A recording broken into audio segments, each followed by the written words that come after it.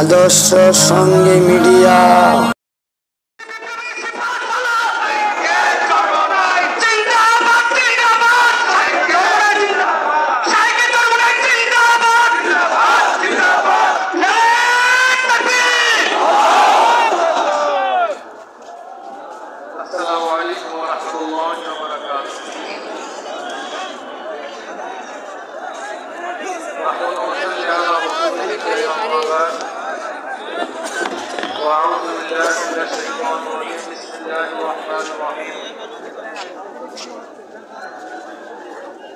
وتلك الأيام نداولها بين الناس صدق الله العلي العظيم সবাই বলি সাল্লাল্লাহু আলাইহি ওয়াসাল্লাম।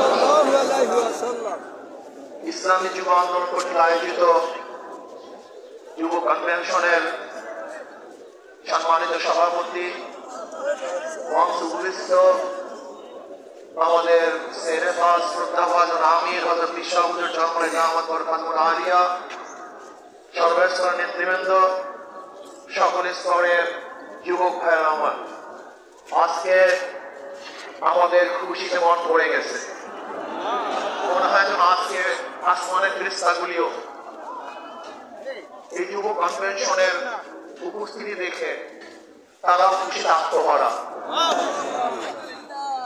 যুবক যদি জাগ্রত হয় তাহলে সেই জাতি জাগ্রত হয়, যুবক যদি জাগ্রত হয় দেশ জাগ্রত হয়, যুবক যদি ভালো হয় সেই সমাজটা ভালো হয়ে যায়, যুবক যদি ভালো হয় তাহলে দেশটা ভালো হয়ে যায়।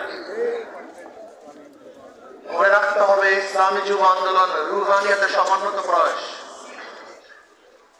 রুহানিয়াত ও জিহাদের সমন্বিত প্রয়াস, এই স্লোগান মনে রাখতে হবে। রুহানিয়াতকে বাদ দেওয়া যাবে না, রুহানিয়াতকে ধারণ করতে হবে। ইন্না সালাতি ওয়া নুসুকি ওয়া মাহইয়ায়া ওয়া মামাতি লিল্লাহি রাব্বিল আলামিন। আমার জানি ইবাদত, আমার মালি ইবাদত, আমার আন্দোলন, আমার সংগ্রাম, সরাটি উদ্যানে আসা, আমার সময় দেয়া, আমার জীবন দেয়া, আমার মাল দেয়া, আমার ত্যাগ করা সম্পূর্ণ কার উদ্দেশ্যে? জোরে বলেন, একমাত্র আল্লাহর উদ্দেশ্যে। ইসলামী যুব আন্দোলন সাহাবাদের অনুসরণ করে, সাহাবাদের অনুসরণ ইসলামী যুব আন্দোলন। সাহাবাদেরকে বলবেন না, তারাই আমাদের অনুপ্রেরণা। আমরা তাদের দেখানো পথে চলতে চাই, তাদের মহব্বত অন্তরে লালন করি, তাদের ভালোবাসতে জানি, তাদেরকে ভালোবাসতে জানি, তাদেরকে এত মহব্বত করি আমাদের জীবনের চেয়ে সাহাবায়ে কেরাম থেকে বেশি মহব্বত করি। শুধু কি তাই, যারা সাহাবাদেরকে ঘৃণা করে, সমালোচনা করে, ওদেরকে আমরা মহব্বত করতে পারি না, আমরা ভালোবাসতে পারি না। আমরা জনাব মুহাম্মদ রাসূলুল্লাহ সাল্লাল্লাহু আলাইহি ওয়াসাল্লাম আদর্শ গ্রহণ করে তার দেখানো নীতি আদর্শ বাস্তবায়ন করতে চাই। আমরা এর দোকানের আদর্শ বাস্তবায়ন করতে চাই না, আমরা মুর্শিদের আদর্শ বাস্তবায়ন করতে চাই না, আমরা মদিনাওয়ালার আদর্শ বাস্তবায়ন করতে চাই। আমি যুব আন্দোলনকে বলবো, খবরদার সুন্নাতকে বাদ দিয়ে কোন আন্দোলন সংগ্রাম আমরা করতে চাই না। আমরা সুন্নাতকে ধারণ করে আন্দোলন সংগ্রাম করতে চাই। আমরা সুন্নাতকে জবাই দিয়ে তাকিয়ার নামে, আমরা কৌশলের নামে সুন্নাতকে জবাই দিতে চাই না, বরং আমরা চাই সুন্নাতকে সমুন্নত করতে, সুন্নাত অনুযায়ী চলতে। আমি বিশ্বাস করি ওয়ালা তাহিনু ওয়ালা তাহজানু ওয়া আনতুমুল আ'লাউনা ইন কুনতুম মুমিনিন।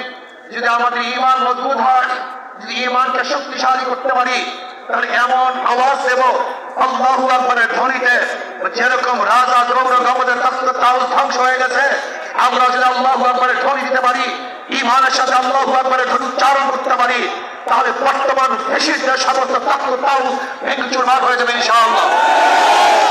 এই জন্য যুব আন্দোলনকে বলবো, খবরদার জিকির ও ফিকির, জবানে জিকির থাকতে হবে, ব্রেনের মধ্যে ফিকির থাকতে হবে, কলমের মধ্যে শুকুর থাকতে হবে, অঙ্গ প্রত্যঙ্গ সবর থাকতে হবে। মনে রাখবেন, রুহানিয়াত ও জিহাদের সমন্বিত প্রয়াস। রুহানিয়াতকে বাদ দিয়ে কোনো জিহাদ আমরা চাই না। রুহানিয়াতকে বাদ দিয়ে জিহাদ করবেন, এটা জিহাদ হবে না, সন্ত্রাস হবে। কি হবে? সন্ত্রাস হবে। রুহানিয়াত নাই, ওই জিহাদ না, বরং সন্ত্রাসবাদ হবে। ইসলামী ছাত্র আন্দোলন, ইসলামী যুব আন্দোলন, ইসলামী আন্দোলন বাংলাদেশ, তারা কি চায়? আল্লাহর জমিনে আল্লাহর হুকুমাতের মাধ্যমে কল্যাণ রাষ্ট্র চায়। ইসলাম হুকুমাত বাদ দিয়ে আমরা কল্যাণ রাষ্ট্র চাই না, আমরা ইসলাম হুকুমাতের মাধ্যমে কল্যাণ রাষ্ট্র প্রতিষ্ঠা করতে চাই। আমরা বিশ্বাস করি ইসলাম হুকুমাত ব্যতীত সেকুলারিজম, সোশ্যালিজম, ক্যাপিটালিজম, কমিউনিজম এমন কিছু কোন আদর্শ মানুষকে শান্তি দিতে পারে না, মুক্তি দিতে পারে না। একমাত্র মানুষের মুক্তির গ্রান্ট হলো ইসলাম হুকুমাত। এই ইসলাম হুকুমাত কায়েম করতে হবে। আপনারা জানেন আজকে অন্তর্বর্তী সরকার কিছু সংস্কার করতেছে, তার মধ্যে রাষ্ট্র সংস্কার। অবশ্যই রাষ্ট্র সংস্কার করতে হবে। কেন? আপনারা জানেন দেশের সরকার রাষ্ট্রের এমন কোন বিভাগ নেই যে বিভাগকে ধ্বংস করে নাই, সমস্ত বিভাগকে ধ্বংস করে ফেলেছে। কাজী ধ্বংসস্তূপের উপরে সুন্দর একটা নির্বাচন উপহার দেওয়া সম্ভব নয়। আগে সংস্কার হবে, তারপরে নির্বাচন হবে। রাষ্ট্র সংস্কারের মধ্যে আমি বিচার বিভাগের স্বাধীনতা চাই, বিচার বিভাগের পূর্ণ স্বাধীনতা চাই। আজকে আমরা কি দেখেছি?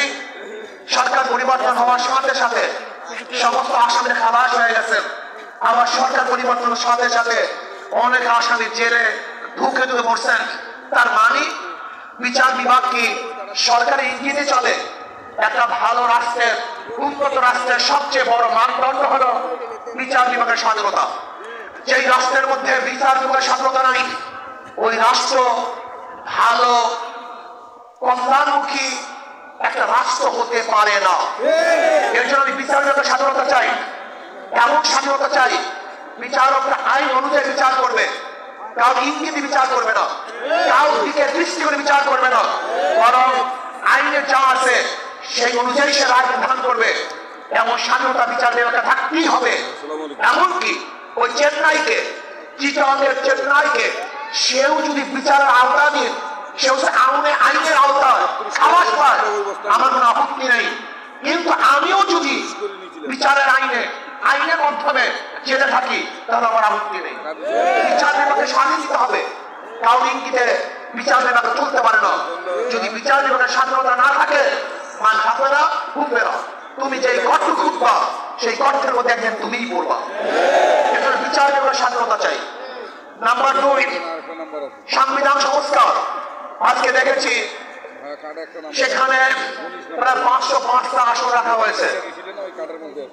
আসন কম হোক বেশি হোক, কিন্তু সব জায়গায় নির্বাচনের ভিত্তিতে সংসদ সদস্য হতে হবে। মহিলাদের জন্য সংরক্ষিত আসন 100, এটা আমরা মানি না। সংরক্ষিত আসন মহিলাদের জন্য রাখা হয়, এটা মহিলাদের সাথে বৈষম্য করা হয়, তাদেরকে দুর্বল ভাবা হয়। আমরা তো কোঠার বিরুদ্ধে আন্দোলন করেছিলাম। যদি আবার মহিলাদের জন্য কোঠা রাখা হয়, তাহলে আমরা আন্দোলন সাকসেস হই নাই। আমরা বলবো মহিলারা সরাসরি নির্বাচন করবে, নির্দিষ্ট কোনো কোঠা আমরা চাই না। কোনো মহিলাদের জন্য নির্দিষ্ট কোঠা থাকবে না, তারা নির্বাচন সরাসরি করবে। কাজী আমি অন্তর্বর্তী সরকারকে বলবো, মহিলাদের জন্য কোনো নির্দিষ্ট আসন ইসলামী আন্দোলন বাংলাদেশ এটা আমরা মানতে পারি না, এইটা আমরা চাই না। আমরা চাই বিকক্ষ বিশিষ্ট হোক, একক্ষ বিশিষ্ট হোক, পিয়ার সিস্টেমে নির্বাচন হবে, সংখ্যানুপাতিক নির্বাচন হবে। যদি সংখ্যানুপাতিক নির্বাচন না হয়, পিয়ার সিস্টেমে নির্বাচন না হয়, তাহলে আবারও কালো টাকা সরাসরি হবে, বেশি শক্তি ব্যবহার করা হবে, মানুষের ভোট অধিকার প্রয়োগ করতে পারবে না, আমাদের আন্দোলন ব্যর্থ হবে। আজকে জুলাই বিপ্লবে ইসলামী আন্দোলন কি ভূমিকা ছিল আপনারা জানেন। 5ই জুলাই বরিশাল আমরা ঘোষণা দিয়েছিলাম যে ছাত্রদের বৈষম্য বিরোধী আন্দোলনের সাথে আমরা সম্পৃক্ত। শুধু কি তাই, সেখান থেকে শুরু করে এমন কোন আন্দোলন নাই, সংগ্রাম নাই যেখানে আমরা মাঠে ছিলাম না। আমরা জীবনের মায়া ত্যাগ করে রাস্তায় ঝাঁ দিয়ে পড়েছিলাম। আমি বিশ্বাস করি ইসলামী আন্দোলন বাংলাদেশ যেইভাবে দলীয় ব্যানারে বৈষম্য বিরোধী আন্দোলন অংশগ্রহণ করেছে, বাংলাদেশের অন্য কোনো সংগঠন দলীয় ব্যানারে এই আন্দোলনে সম্পৃক্ত ছিল না। সুতরাং তাই ইসলামী আন্দোলন বাংলাদেশের যারা শীর্ষস্থানীয় লিডার নেতা তারাই মাঠে ছিল, কিন্তু যারা বৈষম্য বিরোধী আন্দোলনের বিরোধিতা করেছে, বলেছে যে এই সংগ্রামের সাথে আন্দোলনের সাথে আমরা সম্পৃক্ত নাই, তারা যদি আজকে নতুন ভাবে ক্ষমতা দেওয়ার স্বপ্ন দেখে, এদেশের জনগণ সেই স্বপ্ন পূরণ হতে দেবে না। সংস্কারের পরেই নির্বাচন হবে। আজকে সংস্কার করতে যারা বাধা সৃষ্টি করেছেন, আমি বলবো দীর্ঘ 16 বছর কোথায় ছিলেন? রাত ডাকছেনই বলবো, বিএনপি আপনারা কোথায় ছিলেন? প্রতিবার ঈদের কথা বলেছেন, ঈদের পরে আমরা আন্দোলন করব, ঈদের পরে সংগ্রাম করব, ঈদের পরে সেইটা করব। হাজার ঈদ চলে গেছে, আপনারা আন্দোলন করতে পারেন নাই। ছাত্র জনতা আজকে আন্দোলনের ভিত্তিতে যে অর্জন করেছে, সেই অর্জনকে ধ্বংস করার চক্রান্ত করতেছেন। যে বৈষম্যের বিরুদ্ধে আন্দোলন করেছিলাম, চাঁদার বিরুদ্ধে আন্দোলন করেছিলাম, দুর্নীতির বিরুদ্ধে আন্দোলন করেছিলাম, ধর্ষণের বিরুদ্ধে আন্দোলন করেছিলাম, অবৈধ হত্যার বিরুদ্ধে আন্দোলন করেছিলাম, মানুষের স্বাধীনতার জন্য আন্দোলন করেছিলাম, মানুষের মুক্তির জন্য আন্দোলন করেছিলাম। কিন্তু আমরা কি দেখলাম? 5ই আগস্টের পরে আবারও চাঁদাবাজি, আবারও দখলদারি, আবারও দুর্নীতি। না, বাংলাদেশের মানুষ এই চাঁদাবাজি আর দেখতে চায় না, দুর্নীতি আর দেখতে চায় না। যারা 53 বছর পর্যন্ত বাংলাদেশে 5 বার দুর্নীতির চ্যাম্পিয়ন করেছে, ওই সমস্ত দলকে বাংলাদেশের জনগণ আর ক্ষমতায় দেখতে চায় না। বাংলাদেশের জনগণ কি ক্ষমতায় দেখতে চায়? ইসলামকে ক্ষমতায় দেখতে চায়। বাংলাদেশের জনগণ ইসলামী আদর্শের মানুষকে ক্ষমতায় দেখতে চায়। যারা খাঁটি ইসলাম, মদিনার ইসলামের সামনে অগ্রসর হবে, বাংলাদেশের মানুষ তাদেরকে গ্রহণ করবে। মদিনার ইসলামের বাহিরে কোন নব ইসলামকে বাংলাদেশের গ্রহণ করবে না ইনশাআল্লাহ। ভাই আমার, আসুন ইসলাম হুকুমাতের জন্য আমাদের সাধনা করতে হবে, চেষ্টা করতে হবে। আমাদের আন্দোলন এখন সমাপ্ত হয় নাই, আমাদের সংগ্রাম এখন শেষ হয় নাই, আমাদের যুদ্ধ এখনো শেষ হয় নাই। বেশিরভাগের বিরুদ্ধে আন্দোলন করেছিলাম, এখন চাঁদাবাজের বিরুদ্ধে আন্দোলন করতে হবে, দখলদারের বিরুদ্ধে আন্দোলন করতে হবে, যারা দুর্নীতিবাজ তাদের বিরুদ্ধে আন্দোলন করতে হবে, যারা ডাকাত তাদের বিরুদ্ধে আন্দোলন করতে হবে, যারা দেশকে ধ্বংস করার চক্রান্ত করতেছে তাদের বিরুদ্ধেও আর এখন আন্দোলন করতে হবে। আজকে ভারত আমাদের দেশকে দখল করার চক্রান্ত করতেছে। আমি ভারতকে বলবো, আপনি আমাদের দেশ দখল করার চক্রান্ত করতেছেন, আমাদের দেশে যে চক্ষু তুলছেন, আঙ্গুল উঁচা করছেন। আপনি কি জানেন বাংলাদেশের অবস্থাটা কি? আমরা জীবনভর লড়াই করি, বেঁচে আছি, লড়াই করি, পারবো ইনশাআল্লাহ। আমরা জীবনভর লড়াই করেছি, আরো লড়াই করব, লড়াই করতেই থাকবো। যতদিন পর্যন্ত ইসলাম হুকুমত না কায়েম হবে, ততদিন পর্যন্ত ইনশাআল্লাহ মাঠে থাকবো, ময়দানে থাকবো। প্রিয় ভাইয়ের আমার, আগামী নির্বাচন আসতেছে, নহে সমাপ্ত কর্মমোদের অবকাশ দেন ইসলামের। আজকের থেকেই আমাদের কাজ শুরু হবে। মাঠে ময়দানে প্রত্যেকটা দাঁড়ে দাঁড়িয়ে ঘরে ঘরে গিয়ে মানুষ ইসলামের কথা বোঝাতে হবে, ভোট আদায় করতে হবে, ইসলামের পক্ষে আমরা ভোট নিয়ে আসবো। আল্লাহ আমাকে এবং আমাদের সবাইকে ইসলাম হুকুমত কায়েম করার চেষ্টা করার এবং সর্বোচ্চ ত্যাগ করার তৌফিক দান করেন। যুব কনভেনশন শুকরিয়া আদায় করছি, যারা আয়োজন করছেন সবাইকে ধন্যবাদ জ্ঞাপন করছি। আসসালামু আলাইকুম ওয়া রাহমাতুল্লাহি ওয়া বারাকাতুহু।